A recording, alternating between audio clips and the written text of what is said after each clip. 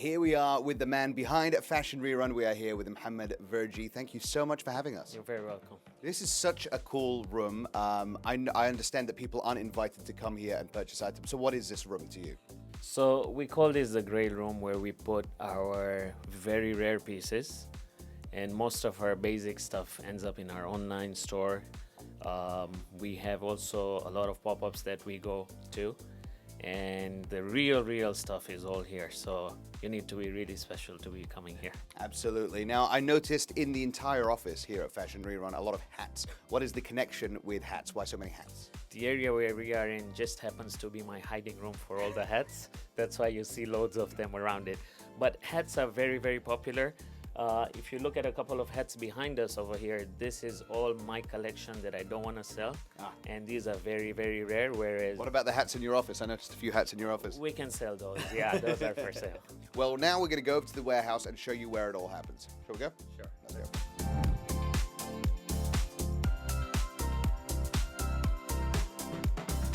And here we are where the magic happens. We're in the warehouse in front of the wall of clothes. So, Mohammed, can you talk me through the process? Because this is the very first beginning of the journey, right? Sure, yeah.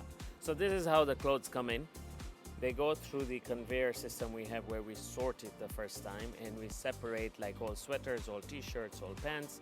And then it goes through another process called grading, where the t-shirts are then further graded into premium, into vintage, into retro, into thrift, into torn, and so on and so forth for every item, and the process just goes on, and we do this every day in, day out. So once the clothes have been sorted, as we know, part of it goes to Fashion Rerun, it's photographed. Tell us about that process. Okay, so we sort around 40 tons of clothing in this facility on a daily basis, and just 1% makes it to Fashion Rerun out of that.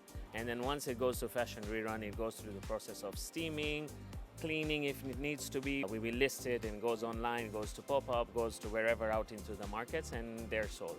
Amazing. So that's what goes to Fashion Rerun. What happens with the rest of the clothes? Tell me about EFAR. Yeah, so FR is basically a byproduct of items that are from the past, which have a good thread count on the fabric. What we do is we do a full reconstruct with that.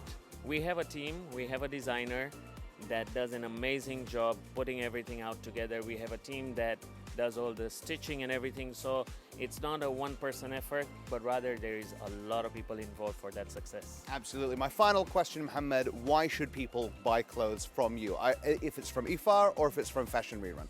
We are inspired because we want to contribute to the environment. So of course it's a business, but before that we also have the angle of being sustainable.